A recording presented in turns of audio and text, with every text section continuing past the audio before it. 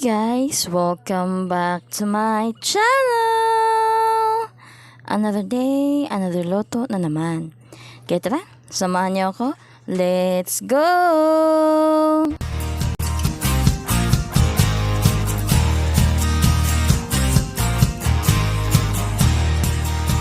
Before we start, I would like to thank all of my subscribers, new subscribers, viewers, silent viewers. Thank you so much for always supporting my channel. Your support, guys, are very much appreciated. And for the list of ingredients and measurements, please check the description below.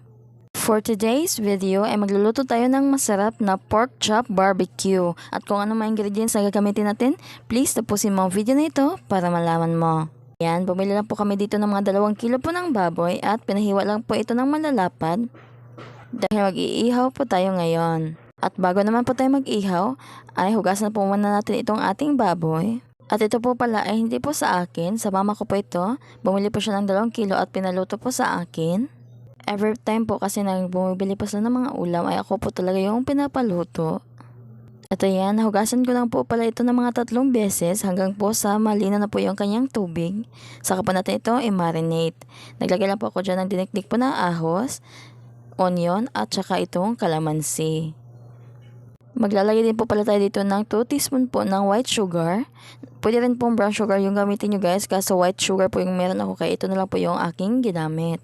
At maglalagay din po pala tayo dito ng toyo, paminta, ketchup. Itong ketchup na po ito, iyon po yung tagpa 5 pesos po sa merkado. Pero pwede rin po kayong gumamit ng kahit anong ketchup po yung gusto nyo. 2 pakete po na ketchup yung ginamit ko dito. At maglalagay din po tayo dito ng liquid seasonings. Matapos po natin ilagay yung ating mga seasonings guys, ay haluluin po ito, i-massage po ito para pumanuot po sa ating pork po yung ating mga nilagay po na pampalasa.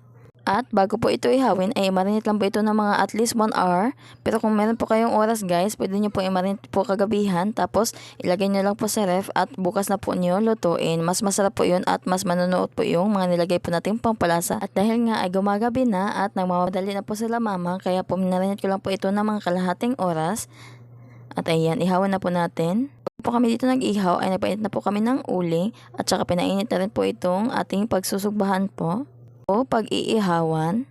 Kahit kalahating oras lang po natin itong minarinate ang ating pork ay sobrang sarap po talaga niya guys. Nanuot po yung kanyang lasa lalo na po pag in-overnight niyo po itong i-marinate. Mas masarap. At ayan, tumulong na nga rin po pala yung aking papa po sa pag-iihaw dito.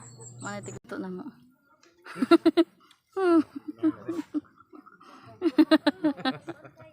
Sobrang nakakatawa po yung reaction po ni papa nung makita pong binibidyohan ko pala siya. At dahil po ilang minuto lang po natin itong na-marinate, kaya po yung sauce po na pinag-marinate po natin, yun po yung ipapahid po natin dito. At ayan, sa kakachika po ay hindi na po namalaya na medyo nasunog na po pala yung iba. Pero okay lang po yan guys, kaunti lang naman po yung medyo natutong. Hinango ko na nga yung iba at saka naglagay na po tayo ng panibago pong iihawin. At ayan, yung papa ko na nga po pala yung tagapaypay dyan sa gilid. Napakasarap po nitong niluto po natin na pork chop barbecue kahit kalahating oras na po natin itong minarinate. Juicy po siya at saka ang lambot po ng kanyang meat. At dahil po may trabaho pa po yung aking partner kaya ayan, inuna ko na pong hiwain po itong una po nating naluto. At kung nakarating ka na sa part na ito, pakilike naman po yung ating video, pakisubscribe na rin, and please click the notification bell para lagi kang updated sa ating mga susunod pang video. Ayan, luto na po itong ating pork chop barbecue. Ayan, tingnan nyo naman po yan guys. Napakasarap po nito. Kaya ano pa hinihintay nyo, try nyo na po ito. Sundan nyo lang po yung ating mga steps po sa pagmamarinate. I'm sure po talaga magugustuhan nyo po ang lasa nito. Ayan, ito na po yung ating masarap na pork chop barbecue. Kaya ano pa hinihintay nyo guys, try nyo na po itong gawin. Kaya yan lang po. Thank you for watching. Bye!